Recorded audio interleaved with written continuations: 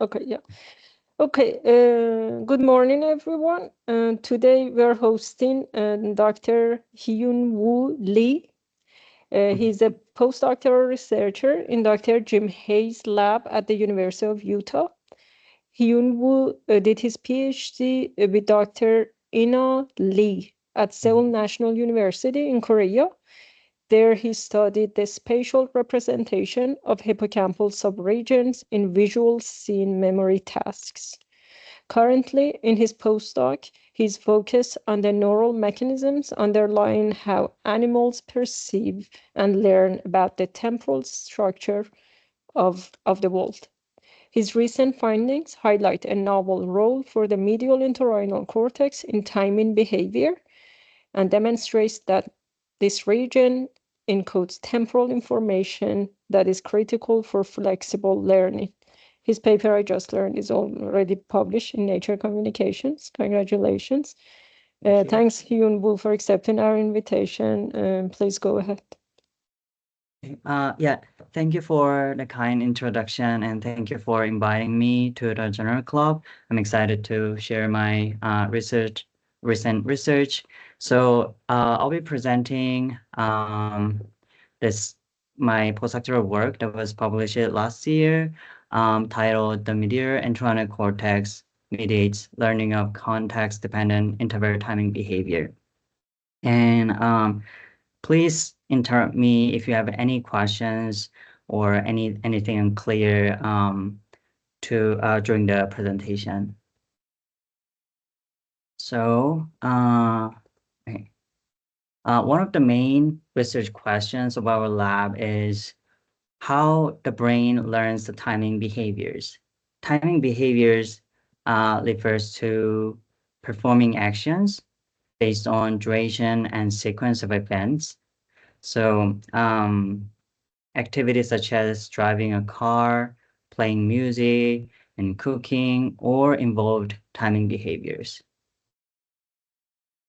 So we focused on the brain area called medial entorhinal cortex, or MEC, because MEC has two key features that are highly relevant to our research question: learning and timing.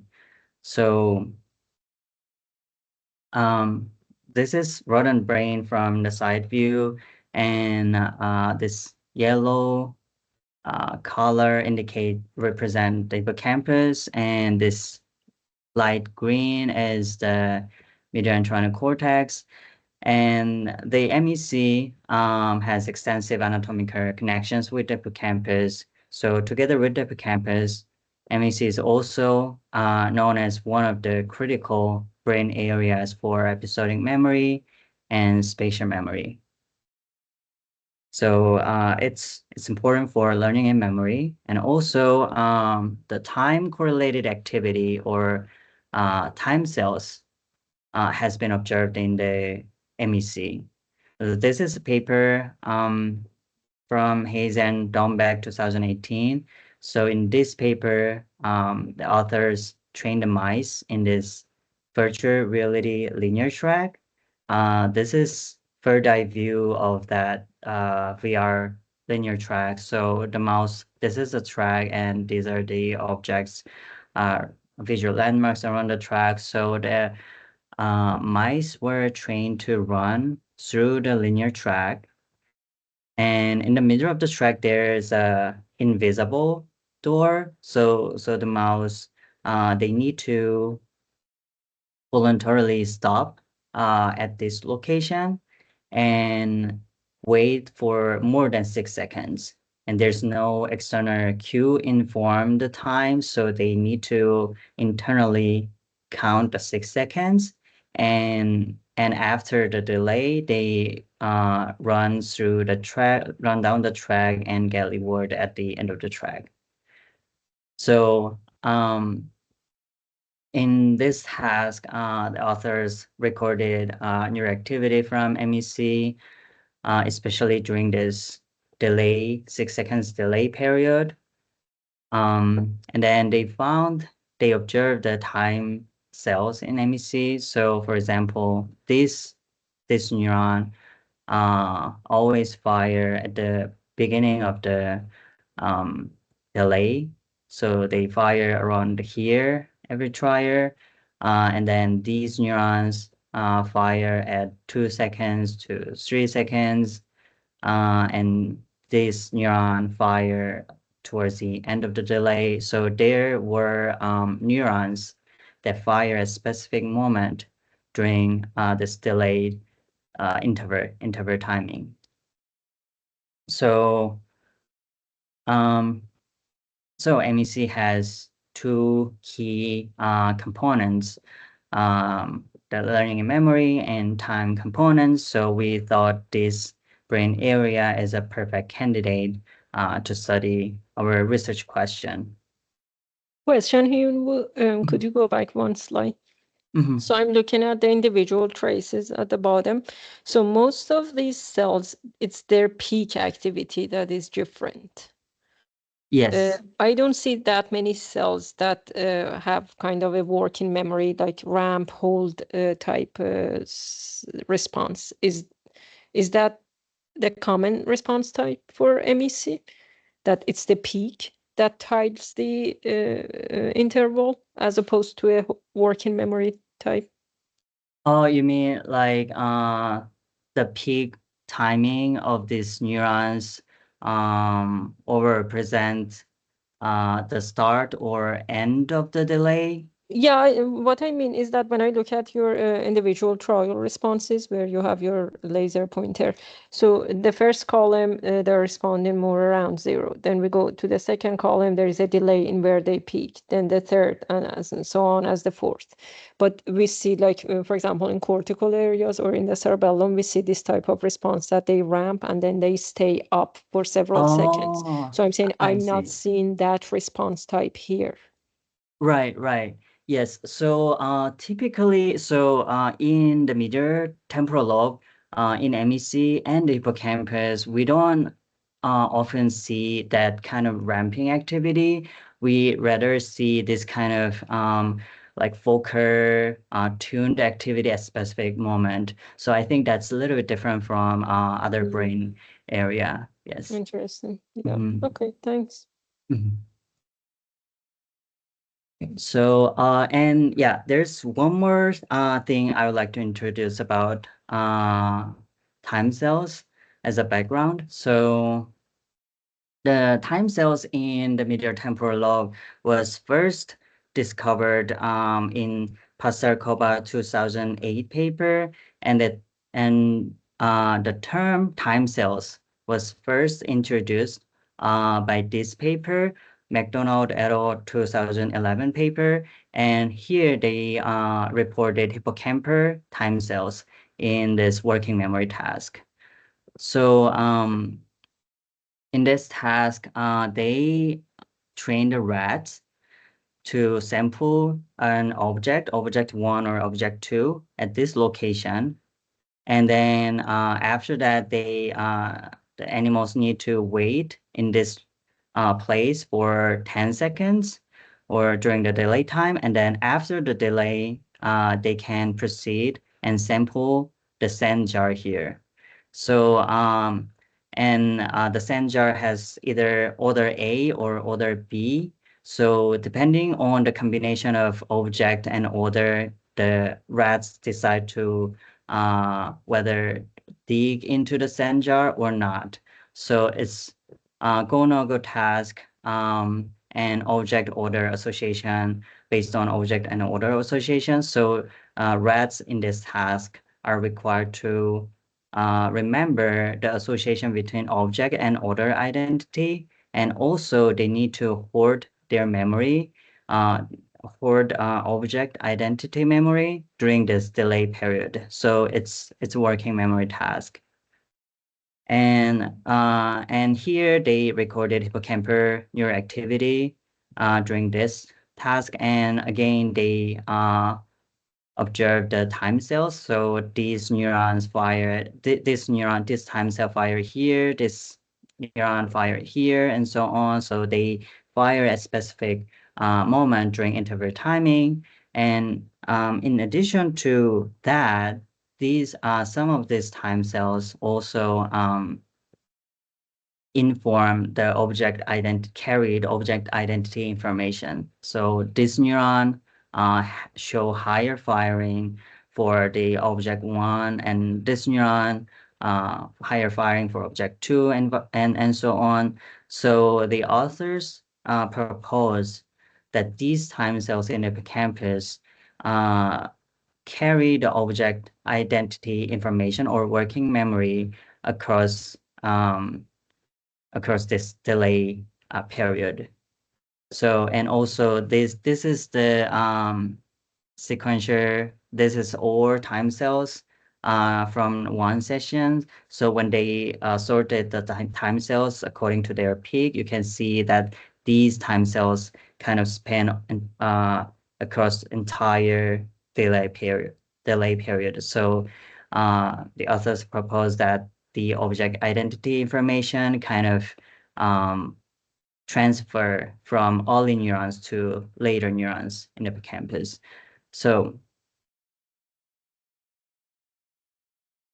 since this paper, the role of time cell was thought to maintain the memory during delay. So it was supporting was suggested as supporting the working memory function. And so when we start our project, we thought that when you think about characteristics of time cells, it fires at a specific moment, and they carry temporal information. So we thought that maybe time cells also engage in explicit timing behaviors in addition to the working memory function. So that was our hypothesis. So time cells in the MEC support the learning of timing behavior.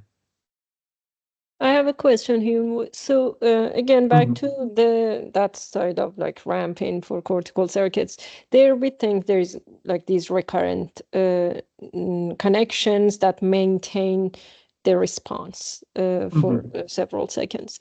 Do we know what happens in areas like MEC that we get these peaks at different time points? Is it that is it like a feed-forward network? One drives the other, and that's why we see the delay?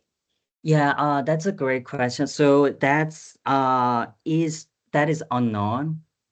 And we haven't so that's one of my project studying the underlying mechanism of MEC. And so MEC is there is a grid cells in MEC. Have you heard of grid cells? Yes. Yes. So, and people think the grid cell has this recurrent connection among the grid cells. So that's how they can form the periodic activity in spatial dimension. And then one possibility is that the time cells may also use the same or similar network, so recurrent connection structure, to generate this delayed activity during the interval timing. But yeah, so far we don't have any like solid evidence underlying the solid evidence supporting that hypothesis. And yeah. Okay, thanks. Okay. So to test our hypothesis, we designed a novel timing task. So our former talented graduate students, Erin and Bigus, led to develop this task. So in this task, temporal delay non-matching to sample task, fixed mice are given to 2 orders for each trial. And we use the 1 order throughout the training. So yeah, the order identity is always the same. And the only thing different across trial is the duration of the order. So if the duration of two orders are the same, then it's match trier and the correct behavior is withhold licking. And if the durations of the two orders are different, then it's non-match trier and the mouse need to lick to gather the word. So let me show you the video. So the one trier starts and mouse sniff the first order and second order. And then it leaks because the length of the second order is longer than the first order. And the second trier starts, and then again mouse sniff two orders, but in this case, it didn't leak because it's short triers. So in this task, mice are required to estimate the duration of given stimuli and use that information to determine the correct behaviors. And mice learn the task pretty well in a week. So during the task, we recorded neural activity from the MEC using 2-photon calcium imaging. So MEC is located here, like backside of the brain. So we have to aspirate a part of cerebellum here and then place the prism, microprism behind the cortex. So through the microprism, we were able to see the surface of MEC like this. And yeah, this is the real imaging data that I recorded from the task, during the task. So you can see the MEC neurons active during the task. So we were able to record more than 100 neurons per session. Question, that video was beautiful, by the way. The field of view seems pretty small. How big is it? It's, let me, field of view. Like around 100? 100 to 200. Yeah, Yeah. I'm sorry. No, that's okay. I was just was looking for about that. yeah, Yeah, that was. I knew the number, but it's been a while and I kind of forgot the number. But yeah, we didn't we kind of zoom in during the imaging because the MEC is so we also do the hippocampal imaging in our lab, and hippocampal imaging is easier and usually has clear view than the MEC. And so we like in order to get a high quality data, we zoom in when we do the MEC imaging. So I guess it's a little bit smaller than typical hippocampal imaging window. Thank you. So yeah, in this task we also observed time cells from MEC during the task. So for example, this neuron, these three columns indicate different trier types or different temporal context. So this is short triers, short long triers, and long short triers. And each row indicates each individual triers. So this neuron fire at the beginning of the trier, and this neuron fire towards the end of the trier. And we also observed other time cells as well. And more importantly, these time cells, they are not only represent, they represent a specific moment during trial, but also they represents the temporal context. So for example, if you see this neuron, this one fires during in short long and long short trials, but silent in short trials, and this neuron fires during long short trials, but relatively silent in other temporal contexts. So um, so we have observed that these time cells, some of these time cells also carry some temporal context dependent activity. And yeah, this would be important concept later in my talk. But yeah, we observe the time cells, and these are the all time cells that we recorded during the task. And so in each trial type. And so you can see that these time cells kind of span the entire time period during the trial. And so back to our hypothesis, which was time cells in MEC support the learning of timing behavior. We made three predictions based on that hypothesis. So we predicted that if our hypothesis is true, then we should predict that temporal context dependent activity should be relatively absent on the first day of training and emerge over the course of training. So in order to test our first prediction, we recorded MEC activity on the first day of the training and the last day of training or after animals learn the task. So these are the time cells from the first day and the last day. So they are the time cells sorted by their peak firing timing during short trial types, and the same cell and same cell order was applied to short, long, and long short trials. And so these are the time cell activity, and we summarized this activity in a PC graph, PC plots here.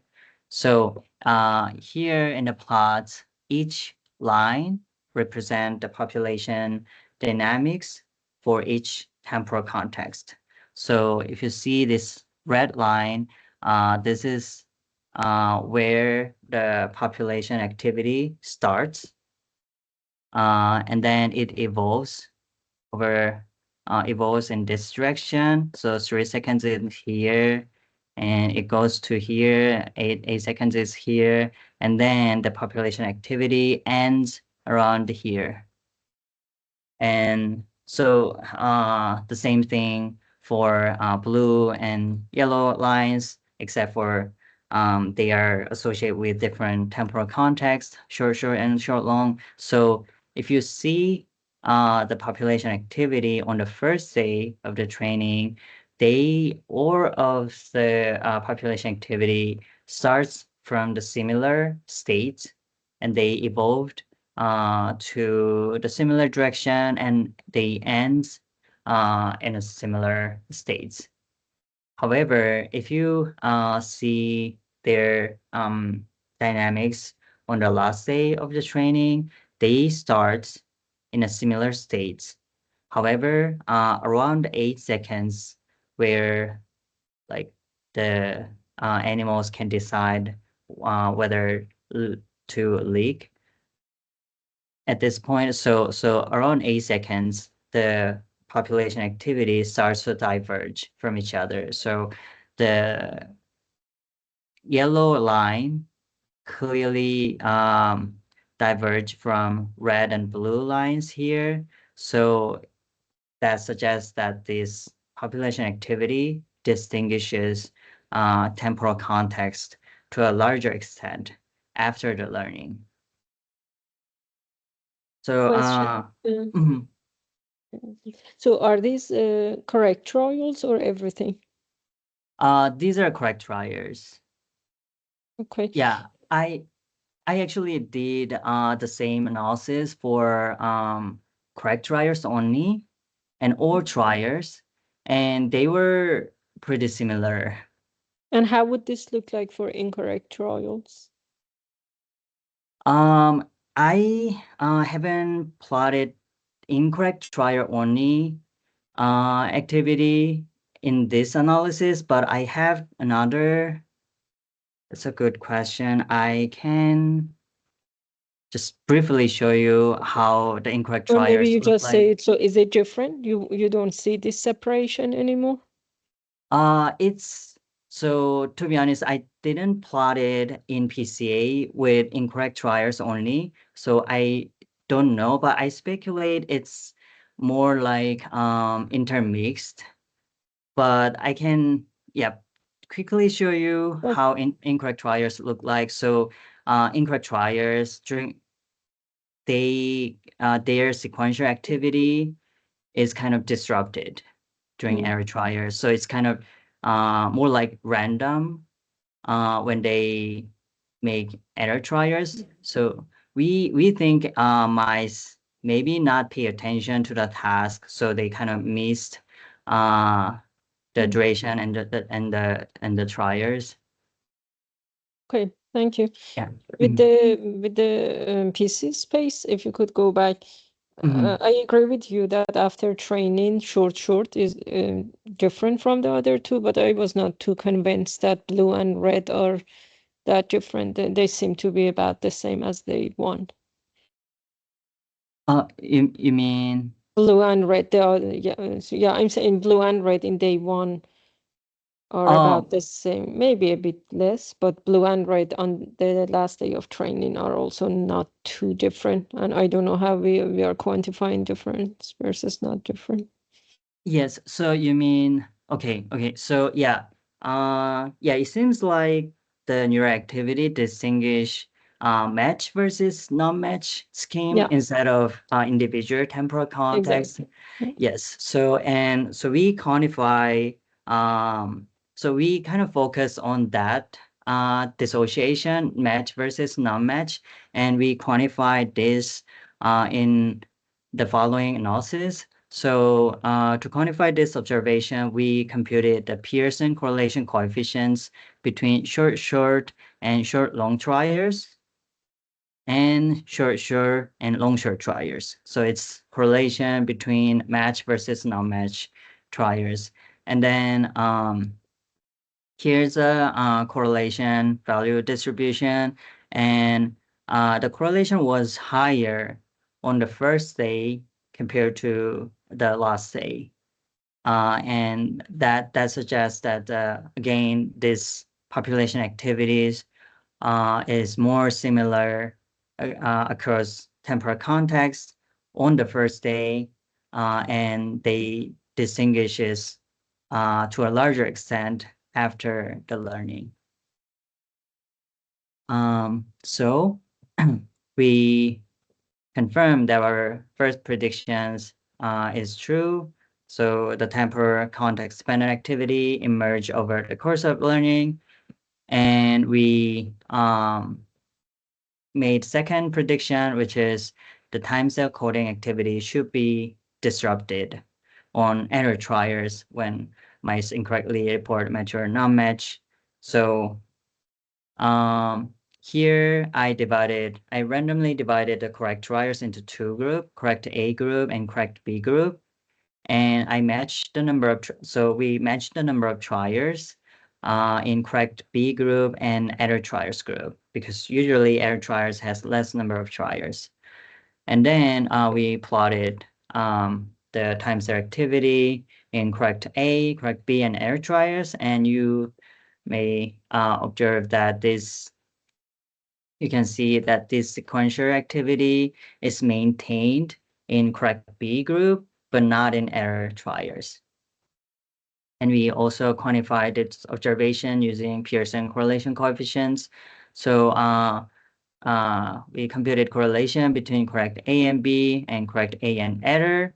And then the correlation was much lower in error trials. So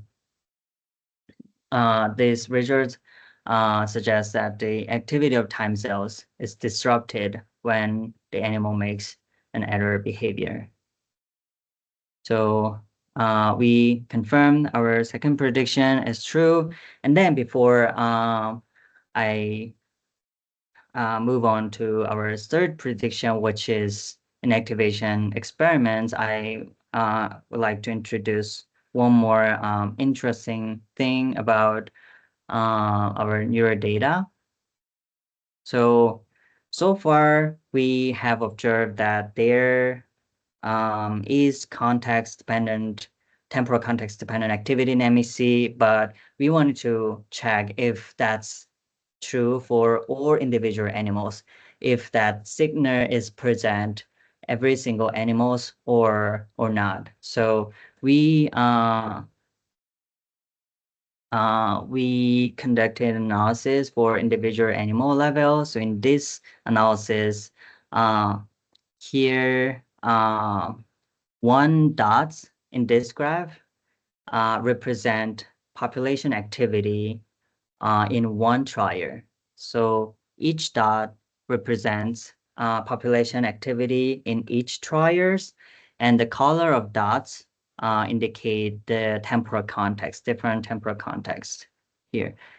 So in case of mouse 1, you can see that these population activity are very well segregated. And by the way, yeah, I plotted this population activity onto RDA space. So I plotted bunch of dots and then project them onto the plane that segregates that best segregates the different temporal context. So yeah, in this case, you can see that the population activity are well segregated according to the temporal context. However, if you see like mouse 3, for example, the activity are intermixed and it's hard to classify them into different temporal context in this case. So so we replicate this analysis again with another type of decoder. So in this case, we used support vector machine.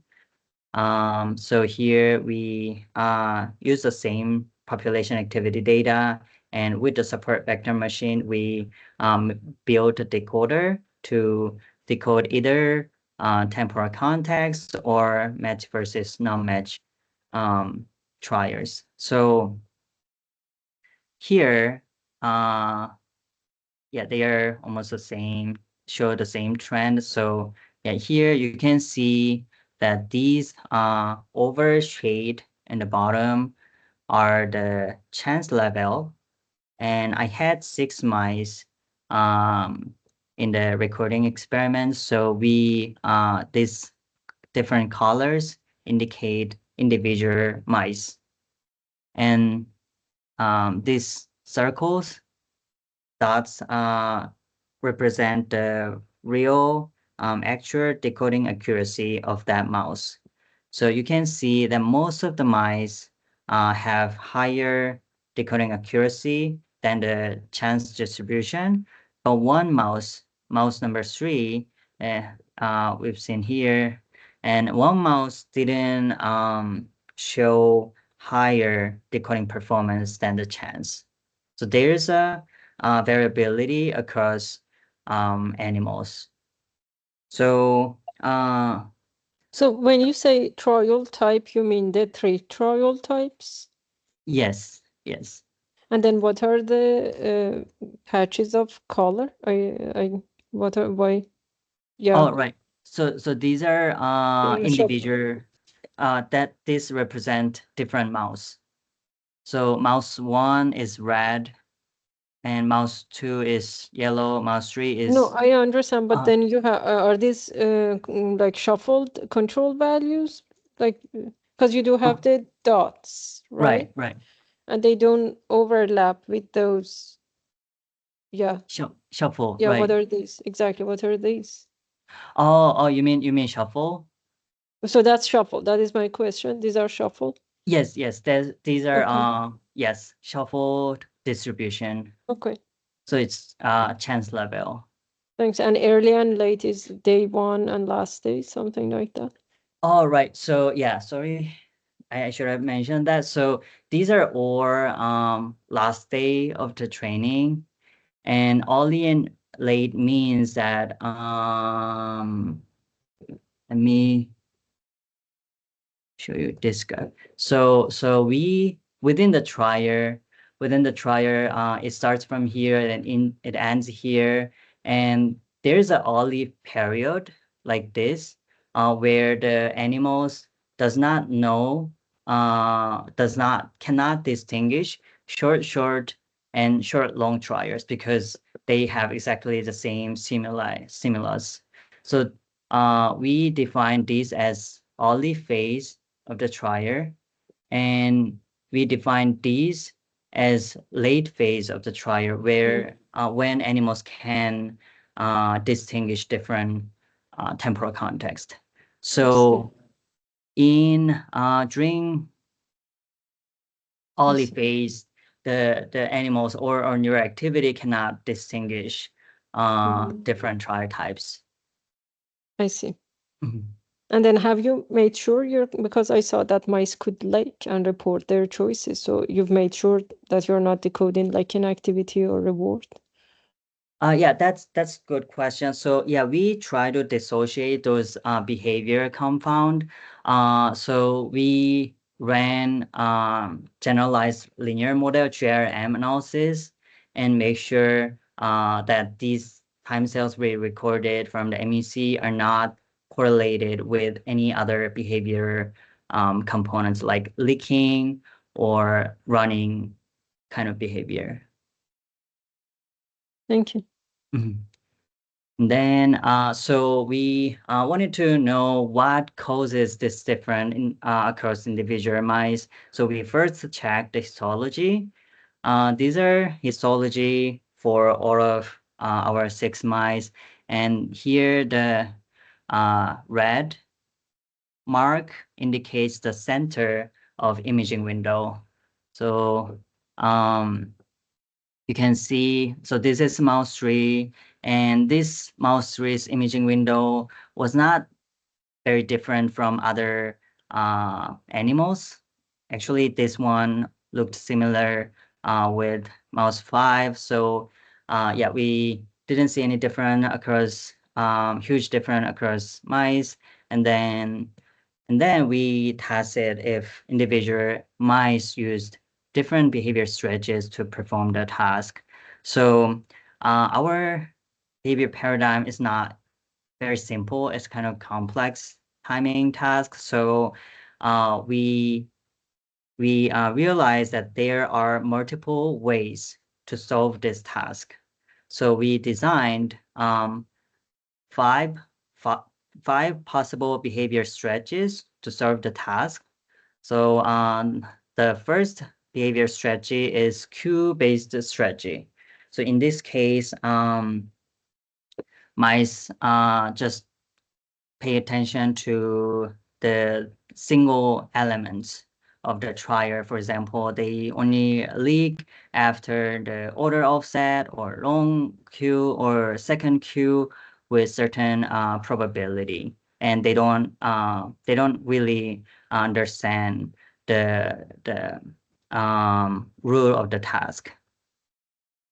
So this is like simple queue-based strategy. And then we also design 4 more strategies where the mice need to leak based on combination of trial elements and timing. So we refer at these strategies as cognitive strategies.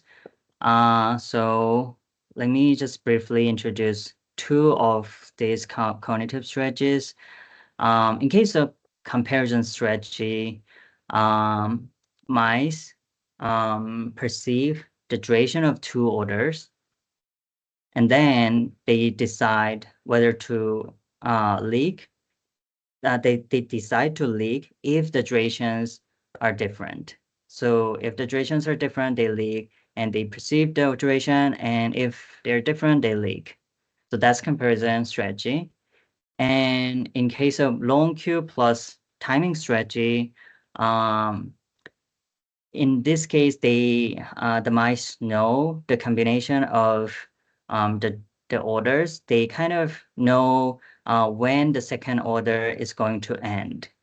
So they can predict, okay, this is about to end of the trial, so they know it's time to leak. And here they timed the duration, and they can predict this is time to leak.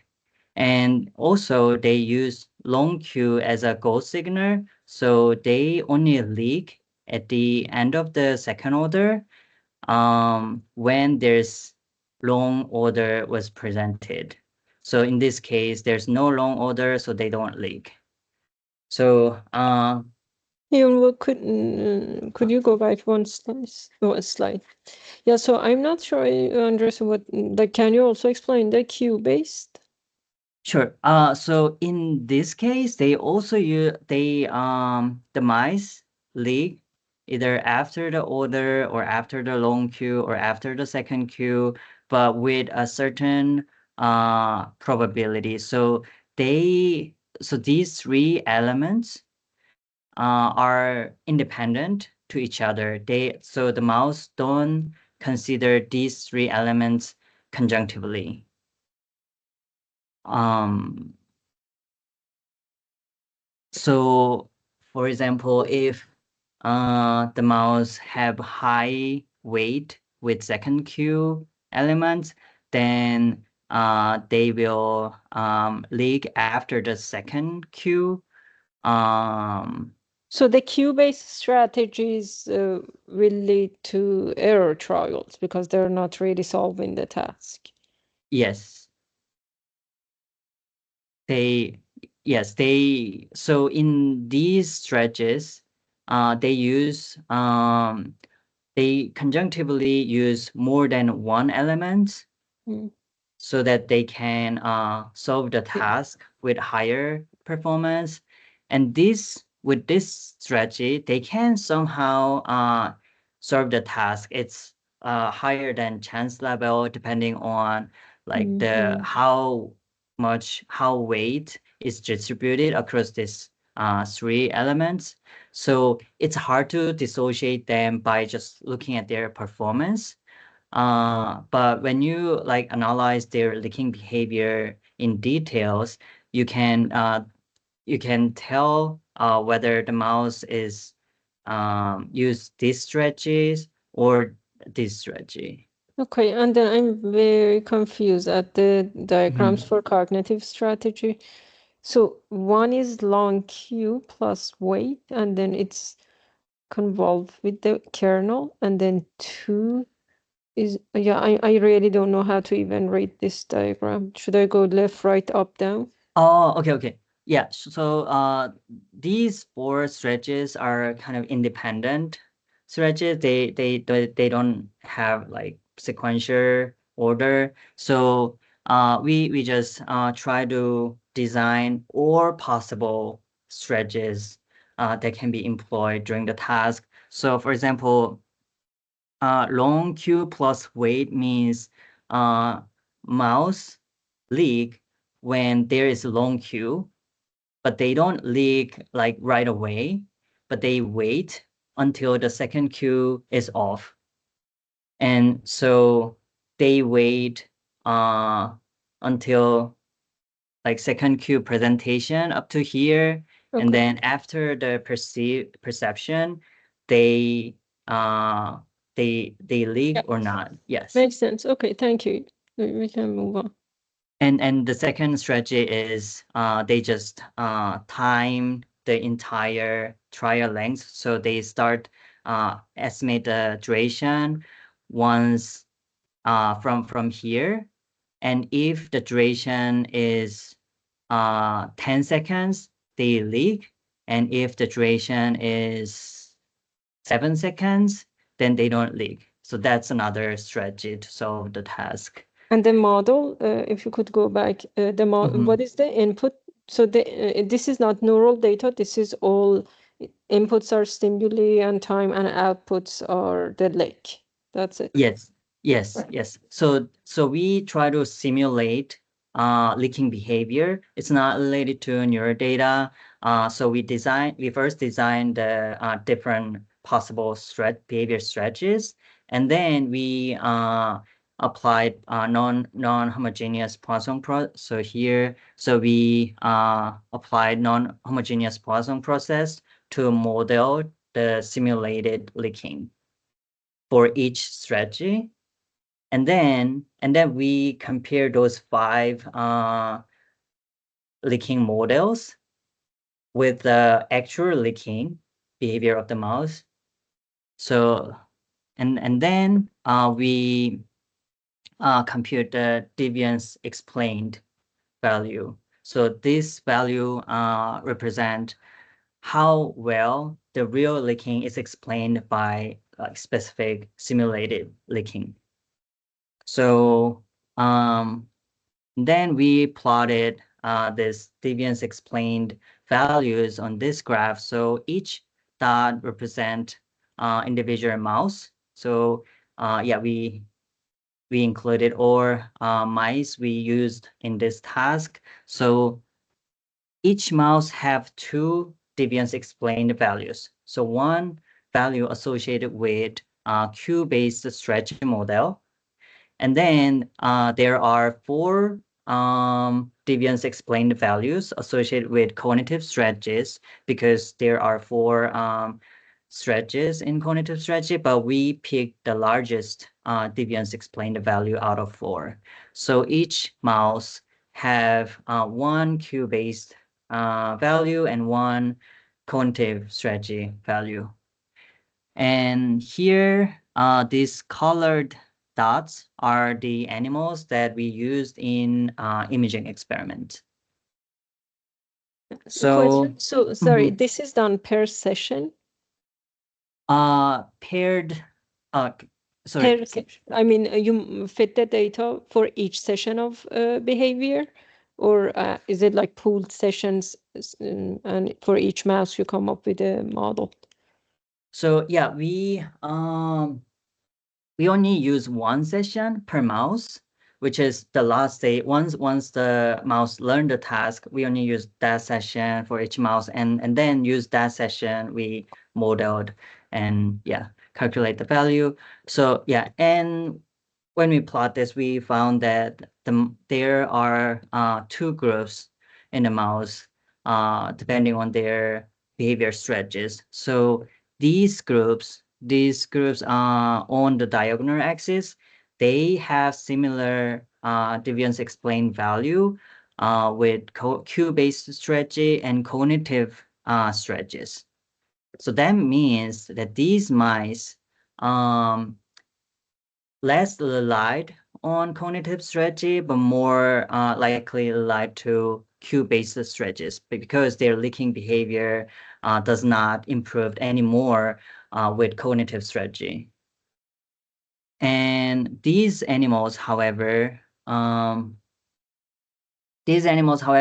have higher deviance explained value with cognitive strategies, which suggests that these animals relied more on cognitive strategy over the Q-based strategy. So we found these 2 groups within the mouse.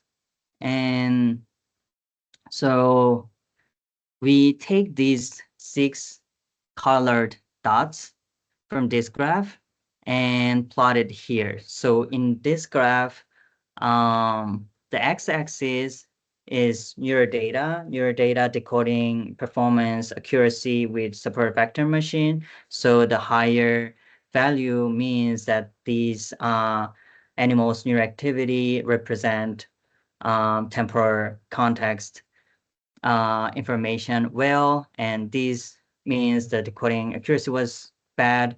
And the y-axis is low likelihood increase. This means that if low likelihood increase value is large, then that means the animal's licking behavior was well explained with cognitive strategy model compared to cue-based model. And this means like simply saying, yeah, this is the like difference from the diagonal axis, if that makes sense. So, so for the decoding accuracy, this is now neural data. oh, so decoding accuracy is the neural data that I've shown you before. Right. And this is decoding match from mismatch? I believe this is match versus non-match, yes. So basically you're showing that sessions that on sessions that the population could better decode match from population of neurons, match from mismatch. Lichen behavior could also be better explained by cognitive strategy. Exactly. So the animals like who use the cognitive strategy have better representation in temporal context in MEC, and animals who did not use cognitive strategy and only like relying on simple strategy, then the MEC does not have like clear representation for the temporal context. So that emphasizes that the MEC time cells are involved in timing behaviors, especially when a complex cognition is required.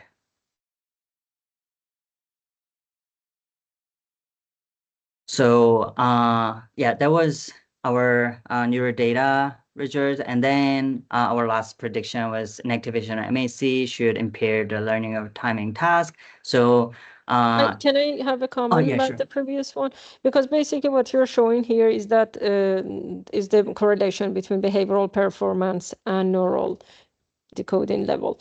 But for me, it would be interesting to find a mouse that uses cue-based strategy, but does equally well to a mouse that uses cognitive strategy. So we are controlling for behavioral performance, and it's only the strategy that is different. And then I want to see how that correlates with the decoding, because right now your strategy has a big correlation with the behavioral performance.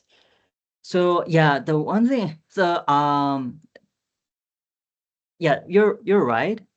But interestingly, like as I said, like cue-based stretches, even though it's not optimal, they can perform pretty like okay level. Yeah, I believe it, but I want to see it because right now you're on your left plot in the inset, you're clearly showing that the D prime, I guess that's the behavior, right?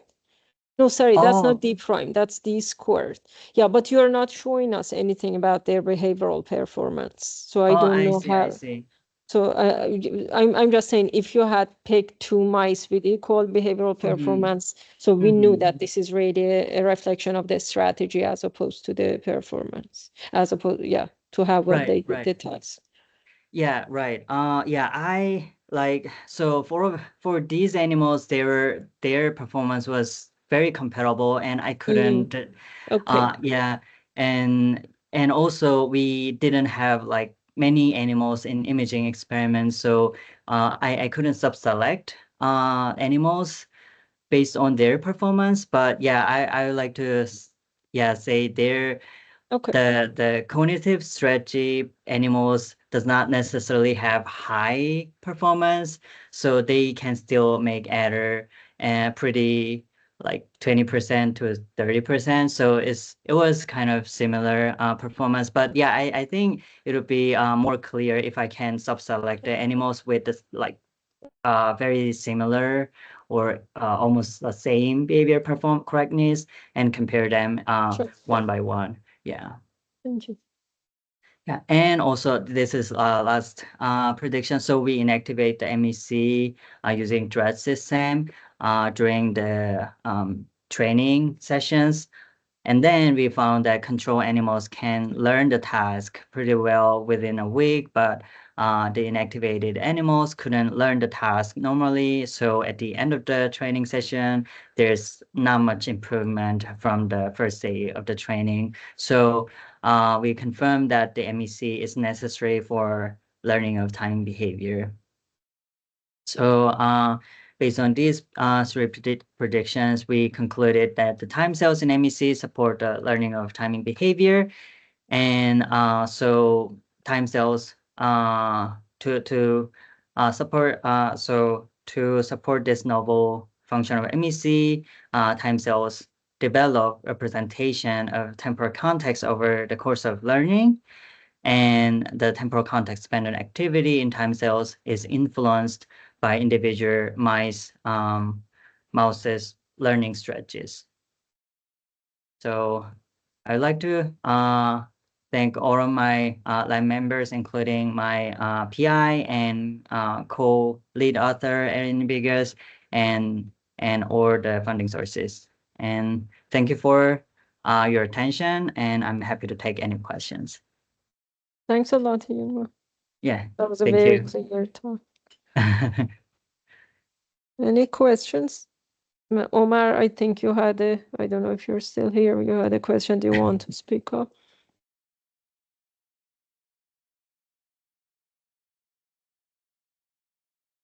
Hi, can you hear me okay? Yes. Hi. Hi. Oh, I just left a comment in the chat when we were talking about the PC graph. It just trying to figure out, because it looked like the yellow line diverged a bit, but the fuchsia and blue curves didn't. But it looked like maybe in the middle that the pink and blue ones did, like where the 8 dot is for 8 seconds. It looked like maybe that's where it diverged and then converged later. I just wanted to check if I was reading that correct.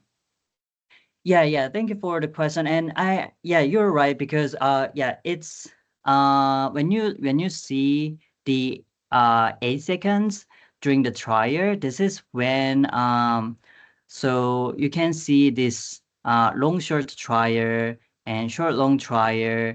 They have different stimuli, and the animal can distinguish short long and long short trials at the near the 8 seconds already. So we also think that this is the real diverge.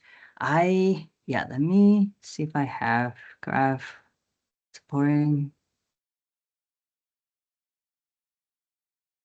Okay, so this is this is a graph that we measure the neural difference between long short and short long. This is different between red line and blue line as a function of time.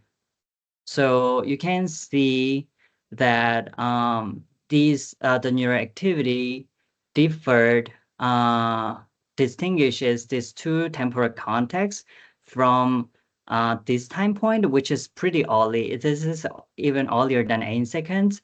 Okay, and this is maybe I should have explained this part. So these shade is the shuffle distribution. So this is chance level. And this line is the real neural difference between long short and short long trials. So before this moment, the neural activity between long short and short long trials was similar. However, after this point, you can see the neural activity now can tell the difference between these two trials, which is red line and blue line. So as you observed in PCA graph, this is the here around 8 seconds.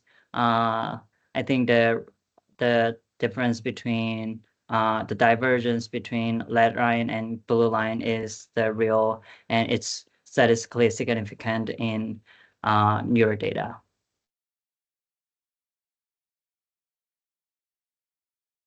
I had a question here. So what you showed is more like, not more, is about duration discrimination, right? Duration comparison.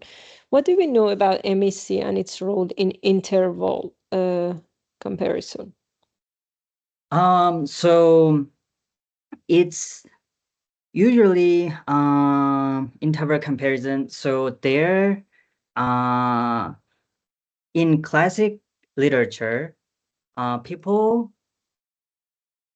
use peak interval timing paradigm. So the animals need to report the interval or duration of stimuli by like pressing lever or licking the port.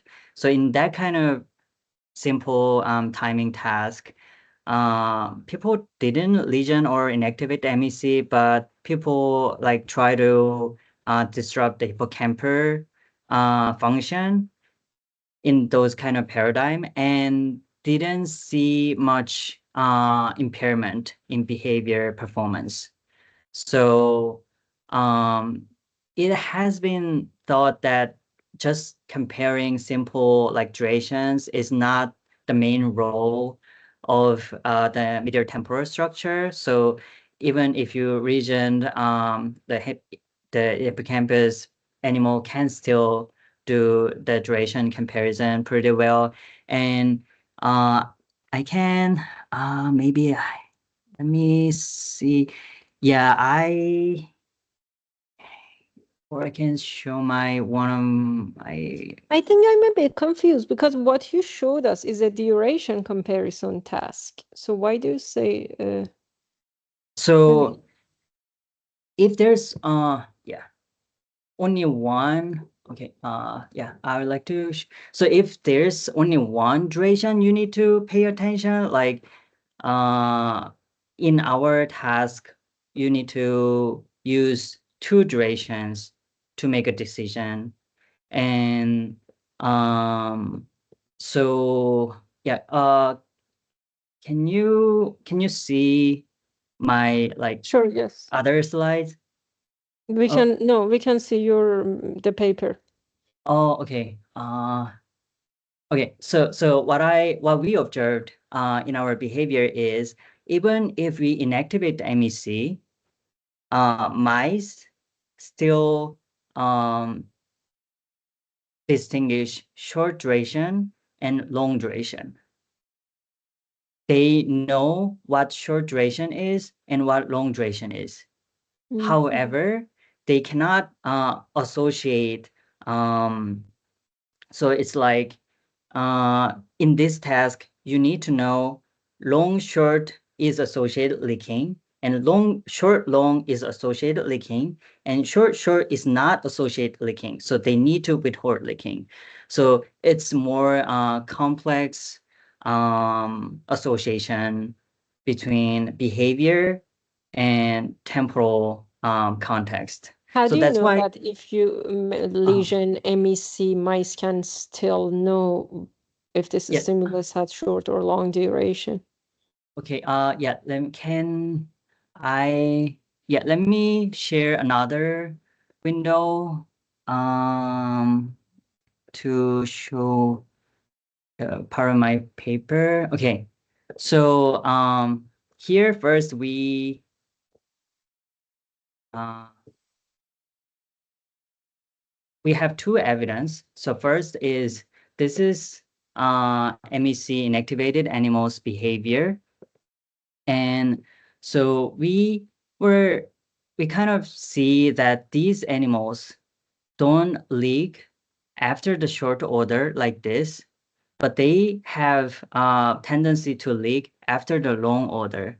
So they behave differently to the short order and long order. So that's one evidence, and I'd like to show one more supplementary experiments. Sorry, we can, okay. So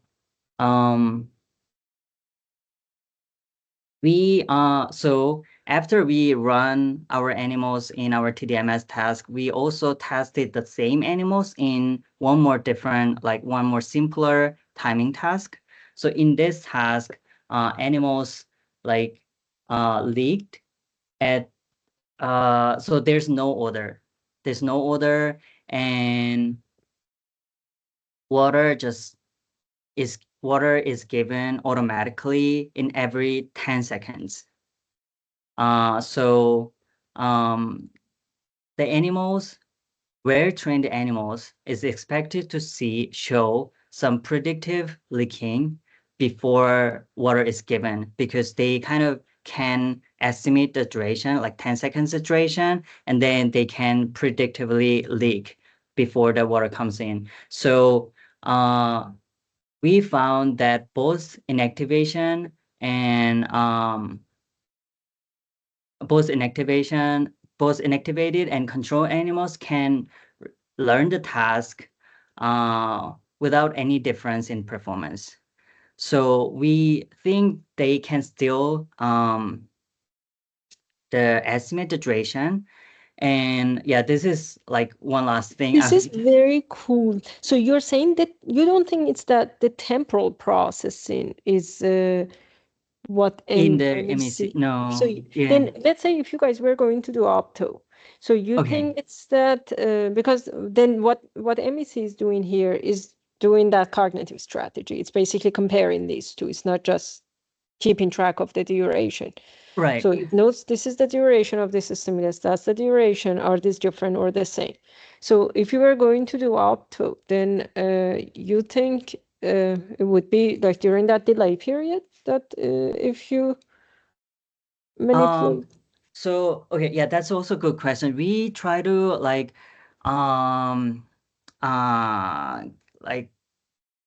specify the role of MEC in this specific task, and we kind of rule out the possibility of working memory, because these are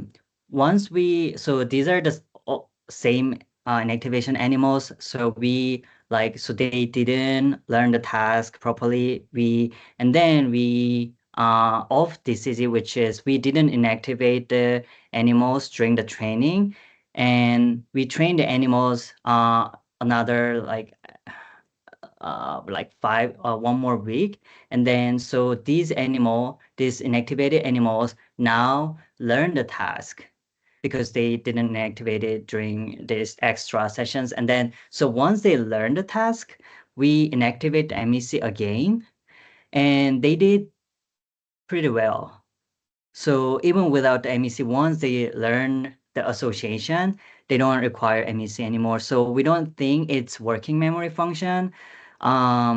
It's more about like learning the rule and figure out the association between complex temporal context and the behavior. That's why we like try to say the triad type as temporal context, not just time stimulus. That's very interesting. And also you're saying it's only required for the learning, but once they learn it, you don't need it anymore. Yes. So where do you think is taking care of this after mice learn? That's a great question. Yeah. We think usually so many of hippocampal or MEC dependent tasks, those tasks, including our TDMS task, they requires MEC or hippocampus during the acquisition of the task, but after that, they are not required those medial temporal lobe structure anymore. And we suspect that the submarine cortex can learn the association, like prefrontal cortex and anterior cingulate cortex. Those areas have extensive connections with the hippocampus. So maybe those areas can take the role of the medial temporal lobe. Usually we think it goes from cortex to subcortex. So it's interesting. I'm saying usually with training, we think it's initially cortical and then it becomes subcortical, at least for Mulder. So it's interesting to me that now we have it to be MEC initially and then cortex. Mm-hmm. Also, yeah, I want to hear your thoughts on this, but you also said that because later in training they don't need the MEC, then you think that that means that MEC is not about working memory, but about temporal context. I'm not sure if I fully understand that, but it could be still about working memory. However, working memory initially in training, but not later in training. So I didn't quite follow your argument for why it's not working memory. Oh, I thought like working memory is trier specific, so trier unique information. So like every trier, uh, the you need to maintain your first order duration across the delay time, and that first order duration is randomly given. So it can be like short duration in one trial. It can be a long duration in one trial. So it's trial unique information. And so I thought it's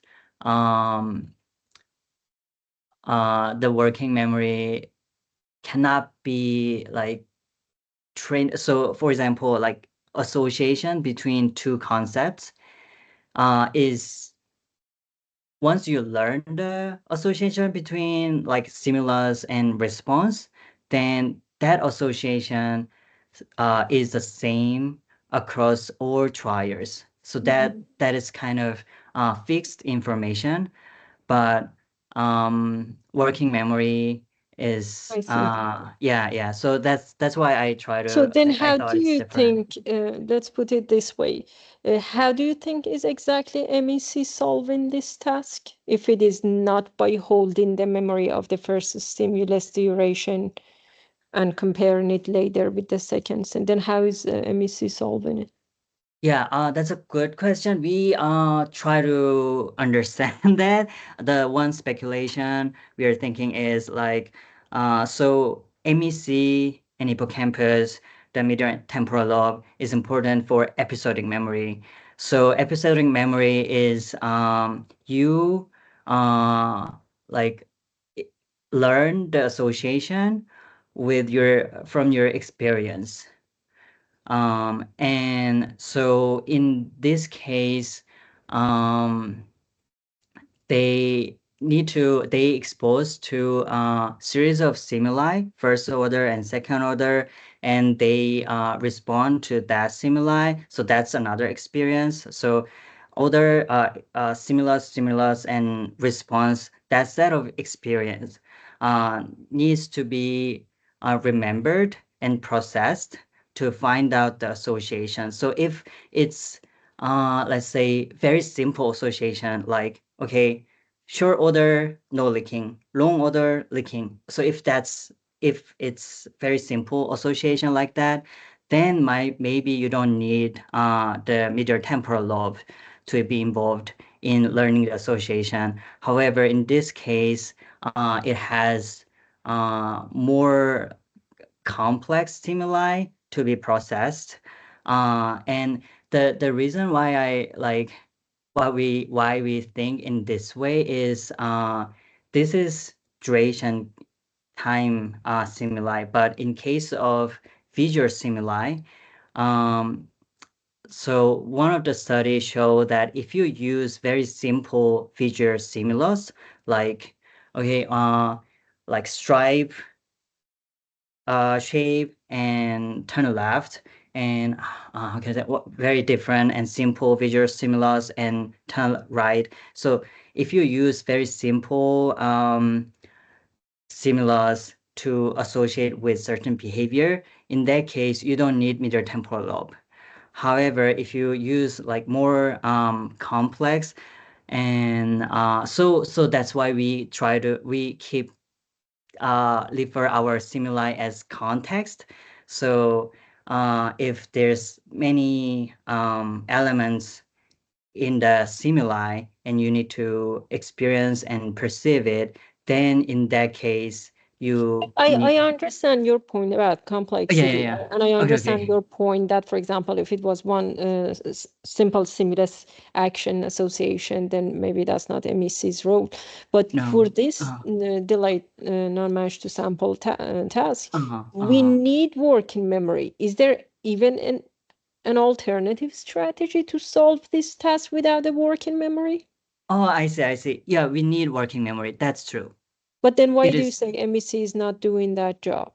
so in this graph, once animal learn the task, After that, I agree. Yeah, so then yes. that could be just transferred somewhere else in the brain, but it doesn't mean that. Yeah. I thought okay. Yeah, I understand what you I thought the working memory function will be the same area across the entire like process. But if you, as you said, if the working memory function also can be transferred to other brain area, as animal like Okay, then if repeat the that's your same, hypothesis, then let's yeah. say what MEC does is not working memory. So then what is it that it's doing? So it's like making association between complex Okay, I temporal see. information with the, yeah, I see. yeah. But Yeah, yeah, I if guess working using memory, up to and then doing uh, manipulations at different time points during the trial will really help to right, know like then we what can time point. certainly, Yeah, right, dissociate the working memory, exactly. yeah, Yes, hypothesis. possible. Yeah, Yeah. yeah. Okay, that was very cool. Thank you so much. It was a very clear talk. Yeah. Thank you so much for your attention, time, and yeah, I really loved your questions, and so yeah, thank you so much. Thank you. Have a great day. Bye. Bye. Yeah.